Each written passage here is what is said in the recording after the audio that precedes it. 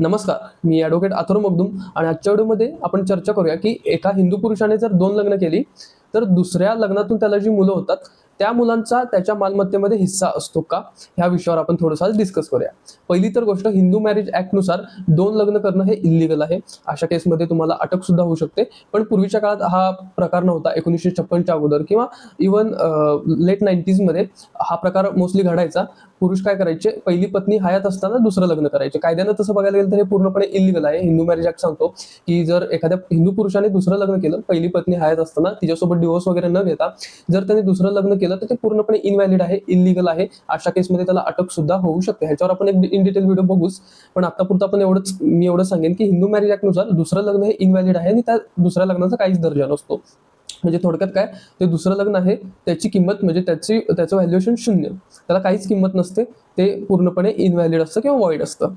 मग बऱ्याच लोकांना काय वाटतं की दुसरं लग्न हे पहिल्यापासून कायद्यात सांगितल्याप्रमाणे इनव्हॅलिड आहे किंवा वॉइड आहे, त्यामुळे दुसऱ्या लग्नातून त्याला जे अपत्य होतं किंवा दुसऱ्या लग्नातून त्याला जी मुलं होतात, त्या मुलांचा त्या पुरुषाच्या संपत्तीमध्ये, मालमत्तेमध्ये हक्क राहत नाही, असा बऱ्याच लोकांचा गैरसमज असतो. तर हा पूर्णपणे चुकीचा समज आहे.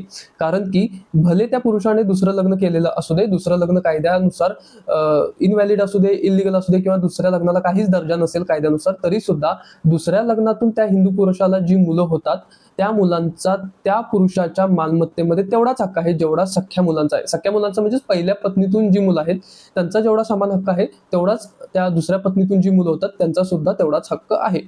कारण की हिंदू मॅरेज ॲक्टचा जर तुम्ही सेक्शन 16 बघितला, तर त्या सेक्शन 16 मध्ये स्पष्ट सांगितलं की एखाद्या पुरुषाने, हिंदू पुरुषाने जरी दुसरं लग्न केलं तर दुसरं लग्न हे इनव्हॅलिडच असणार आहे, ते कायद्याने इल्लीगलच असणार आहे. पण दुसऱ्या लग्नातून त्याला जी मुलं होतील, दुसऱ्या लग्नातून त्याला जे अपत्य होईल, त्या मुलांचा त्या पुरुषाच्या मालमत्तेमध्ये पूर्णपणे हक्क असणार आहे. त्यामुळे ही गोष्ट तुम्ही लक्षात ठेवा की लग्न हे इनव्हॅलिडच आहे, लग्न इल्लीगल आहे, त्याच्यावर कारवाई होऊ शकते. पण त्याच्या दुसऱ्या पत्नीपासून त्याची जी मुलं आहेत त्यांचा त्याच्या मालमत्तेमध्ये, त्या पुरुषाच्या मालमत्तेमध्ये वारसा हक्काप्रमाणे हिंदू सक्सेशन ऍक्ट लागू होऊन त्यांचा सुद्धा तिथे हक्क असतो.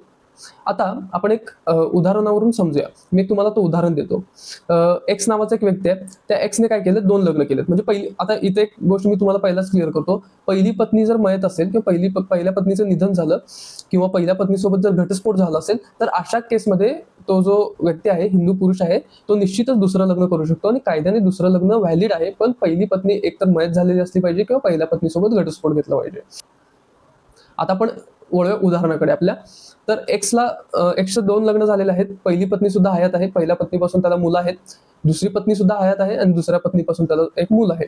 तर पहिली पत्नी आणि पहिल्या पत्नीपासून त्याला जी मुलं आहेत त्यांचा तर त्या एक्सच्या मालमत्तेमध्ये हक्क असणार आहे, हे ऑब्विस गोष्ट आहे. त्यामुळे तो पार्ट थोडासा आपण बाजूला ठेवू. आता दुसऱ्या पत्नीकडे येऊ. त्याला दुसऱ्या पत्नीकडून एक मुलगा आहे आणि आता मी सांगितल्याप्रमाणे त्या दुसऱ्या पत्नीतून तो जो मुलगा आहे, त्याचा सुद्धा मुलगा असेल किंवा मुलगी असेल, त्या दुसऱ्या पत्नीतून जे अपत्य आहे त्याचा सुद्धा त्या एक्सच्या मालमत्तेमध्ये हक्क असणार आहे, जे आता आपण क्लिअर केलेलं आहे. मग एक एकदा असा प्रश्न उद्भवतो किंवा एक एकदा अशी सिच्युएशन होते की एक्सची जी दुसरी बायको आहे, त्या दुसऱ्या बायकोला एक्स पासून एक मुलगा आहेच, पण तिचं ऑलरेडी जे पहिलं लग्न झालेलं, त्या पहिल्या लग्नातून सुद्धा तिला एखादं मूल आहे. म्हणजे थोडक्यात काय, एक्सची जी दुसरी बायको आहे तिला 2 मुलं आहेत. एक आहे ते एक्स पासूनचं आहे आणि एक आहे ते पहिल्या लग्नातील पतीच्या रिलेशन पासून आहे. त्यामुळे त्या एक्सच्या दुसऱ्या बायकोला 2 मुलं आहेत. तर असा प्रश्न उपस्थित होतो की ती जी दोन मुलं आहेत, त्या दोन्ही मुलांना एक्सच्या मालमत्तेमध्ये हक्क मिळतो का? तर याचं उत्तर आहे नाही. एक्सची दुसऱ्या पत्नीपासून जो मुलगा आहे एक्सचा, त्या मुलाला निश्चितच एक्सच्या मालमत्तेमध्ये हक्क मिळणार. पण एक्सच्या दुसऱ्या पत्नीचा तिच्या पहिल्या नवऱ्यापासूनचा जो मुलगा आहे त्याला एक्सच्या मालमत्तेमध्ये निश्चितच हक्क मिळणार नाही. कारण की इथं बायोलॉजिकल फादर ही कन्सेप्ट चालू होते.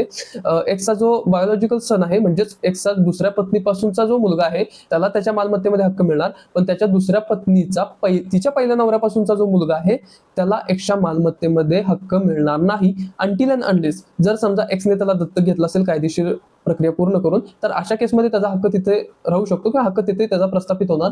पण जर समजा त्या एक्सच्या दुसऱ्या बायकोने जर पहिलं लग्न केलं असेल आणि त्या पहिल्या लग्नातून तिला एखादं मूल असेल, तर त्या मुलाला एक्सच्या मालमत्तेमध्ये हक्क मिळणार नाही. एक्सचा जो बायोलॉजिकल सन आहे, एक्सचा दुसऱ्या पत्नीसोबतचा जो अपत्य आहे, जो मुलगा आहे, फक्त आणि फक्त त्यालाच त्या एक्सच्या मालमत्तेमध्ये हक्क मिळणार.